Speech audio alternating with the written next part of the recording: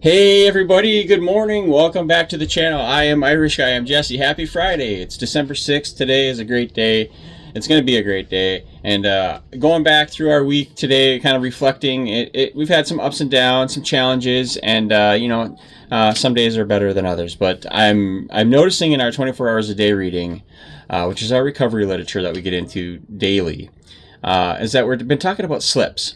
And if we talk about slips, some people talk about a slip as being an actual, like, taking a drink.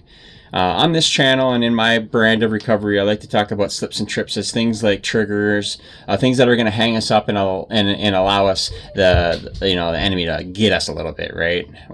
Whether that is this or that, or it doesn't matter. Now, a relapse is something quite different. Now, I think that's what they're talking about in this book when they're talking about slips, so we can kind of relate that to a relapse. But relapse prevention is huge, and that's what we're doing every single day. We're literally doing preventative maintenance on our recovery so that we don't relapse, because our sobriety is contingent on our spiritual condition. So if we're not working on our spiritual condition, we have a chance to relapse. So get this.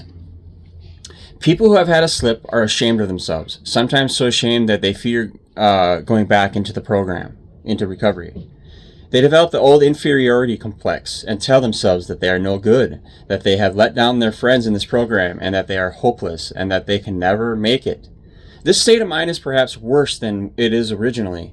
They have probably been somewhat weakened by their slip, but their recovery program and training cannot ever entirely be lost. You see, they always know they can go back into it if they want to.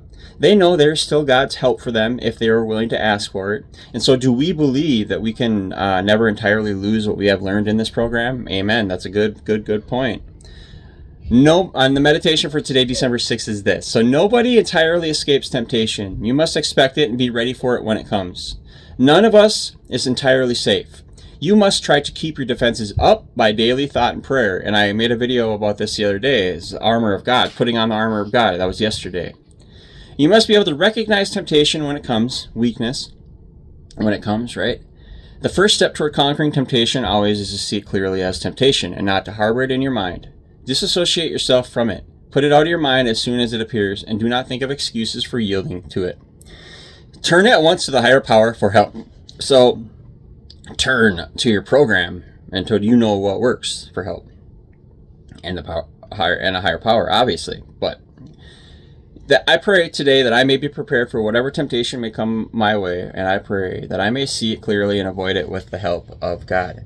So giving these messages is sometimes often difficult to cater to everybody's specific beliefs, viewpoints, opinions, and that sort of thing. So that's why I'm kind of broad in my approach when I talk about higher power and God. I don't get too specific on it, because I don't want other people to be excluded, and I don't feel like I want this to be exclusive either. It's for anybody and everybody in any brand of recovery. Whether you have 1 second of recovery of sober time, or whether you have 100 years or 10 years, 20 years, it doesn't matter. It's a program of we, and we fight this fight together. So if you're staying sober today, I applaud you. Do it.